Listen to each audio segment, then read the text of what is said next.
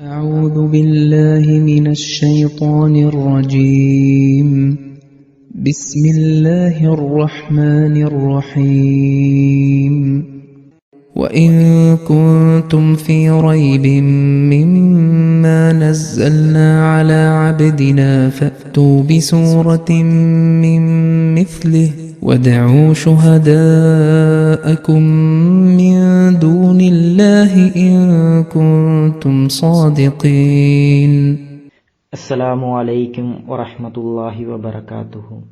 സൂറത്തുൽ ബഖറയിലെ ആയത്തിൻ്റെ അർത്ഥം: നമ്മുടെ ദാസനെ നാം അവതരിപ്പിച്ചത് സംബന്ധിച്ച് വല്ല വിധത്തിലും നിങ്ങൾ സംശയത്തിലാണെങ്കിൽ ഇതിന് തുല്യമായതിൽ നിന്നൊരു അധ്യായം നിങ്ങൾ കൊണ്ടുവരിക. അതിനായി അള്ളാഹുവിന് പുറമെയുള്ള നിങ്ങളുടെ സാക്ഷികളെയും സഹായികളെയും വിളിച്ചുകൊള്ളുക, നിങ്ങൾ സത്യവാദികളാണെങ്കിൽ. ഈ ആയത്തിൻ്റെ വ്യാഖ്യാനത്തിൽ ഹദറത്ത് മുസ്ലിം മൗഊദ് റളിയല്ലാഹു അൻഹു പറയുന്നു, ഈ ആയത്തിന് മുമ്പുള്ള 2 ആയത്തുകളിലാണ് വിശുദ്ധ ഖുർആനിലെ ആദ്യത്തെ കൽപ്പന എന്ന രൂപത്തിൽ അവതരിച്ചത്. ഇതിനു മുമ്പ് സൂറ ഫാത്തിഹയിലും സൂറ ബഖറയിലെ മുൻപുള്ള ആയത്തിലും മനുഷ്യനെ അള്ളാഹുവിൻ്റെ ഭാഗത്ത് നിന്ന് നേരിട്ട് അഭിസംബോധന ചെയ്ത് ഒരു കൽപ്പനയും പറഞ്ഞിട്ടില്ല. എന്നാൽ മനുഷ്യൻ അഭിസംബോധന ചെയ്യപ്പെടുമ്പോൾ മാത്രമാണ് എതിർപ്പിൻ്റെ ദിശയിലേക്ക് ചിന്തിക്കാൻ പ്രേരിതനാകുന്നത്. കാരണം അവനെ അഭിസംബോധന ചെയ്യാത്തിടത്തോളം ഈ വചനവുമായി തനിക്ക് എന്ത് ബന്ധം എന്നവൻ ചിന്തിക്കുന്നു. എന്നാൽ അവനെ നേരിട്ട് അഭിസംബോധന ചെയ്യപ്പെടുമ്പോൾ അവൻ്റെ ശ്രദ്ധ ഉടനടി അനുസരണത്തിലേക്കോ ചിന്തിക്കുന്നതിലേക്കോ അല്ലെങ്കിൽ എതിർപ്പിലേക്കോ തിരിയുന്നു. അതിൻ്റെ ഫലമായി അവിശ്വാസികളുടെ ഹൃദയത്തിലുണ്ടായ പ്രതികരണത്തിൻ്റെയും ആരോപണത്തിൻ്റെയും മറുപടിയാണ് ഈ ആയത്തിൽ നൽകുന്നത്.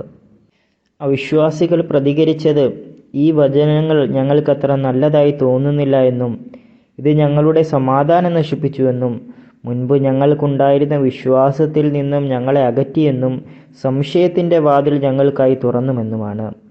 ഹുസൂർ പറയുന്നു, ആയത്തിലെ റൈബ് എന്ന പദം അവരുടെ മനസ്സിലെ സംശയത്തെ അല്ല ഉദ്ദേശിക്കുന്നത്, നേരെ മറിച്ച് അവരുടെ മനസ്സിലെ അസ്വസ്ഥതയാണ് സൂചിപ്പിക്കുന്നത്.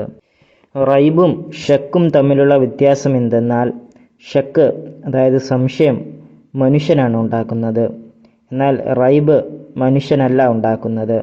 മറിച്ച് റൈബ് എപ്പോഴും സംശയമുണ്ടാക്കുന്ന വസ്തുവിനോടോ കാര്യത്തോടോ അനുഗുണമായാണ് ഉണ്ടാകുന്നത്. ഉദാഹരണത്തിന്, ഒരാൾ ഞാൻ ഈ കാര്യത്തിൽ സംശയിക്കുന്നു എന്നതിന് അശക്കു ഫീ ദാലിക എന്ന് പറയും. പക്ഷേ ഒരീബ് ഫീഹി അതായത് ഞാൻ ഇതിൽ റൈബ് ചെയ്യുന്നു എന്ന് പറയുകയില്ല.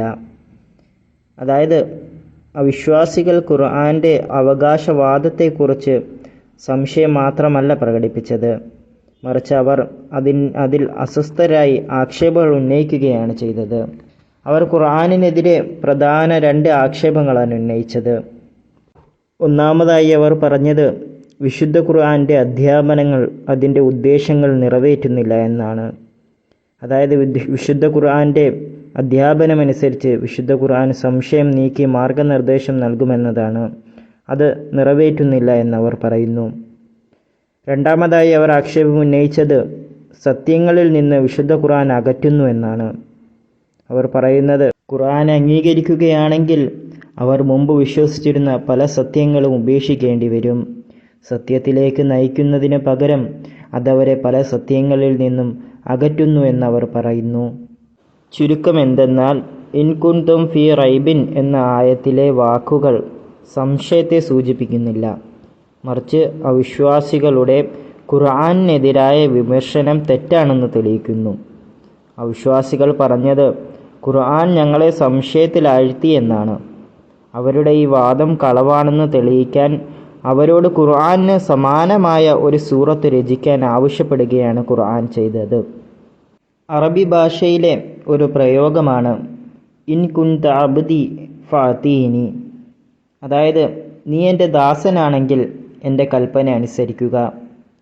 ഈ ഒരു പ്രയോഗത്തിന് സമാനമായാണ് ഇവിടെ അവിശ്വാസികളോട് ചോദിക്കുന്നത്. ഈ ചോദ്യം അവരുടെ വാദത്തിൻ്റെ ആധികാരികത പരിശോധിക്കുന്നു.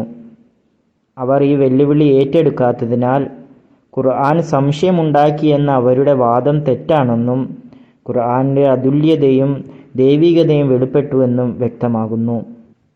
അതുപോലെ എതിരാളികൾ ഖുർആനിന് മുകളിൽ ഉന്നയിക്കുന്ന മറ്റൊരു ആക്ഷേപമാണ് ഖുർആനിൽ മറ്റുള്ള ദൈവിക ഗ്രന്ഥങ്ങളിലെ അധ്യാപനങ്ങളുണ്ട് എന്ന്.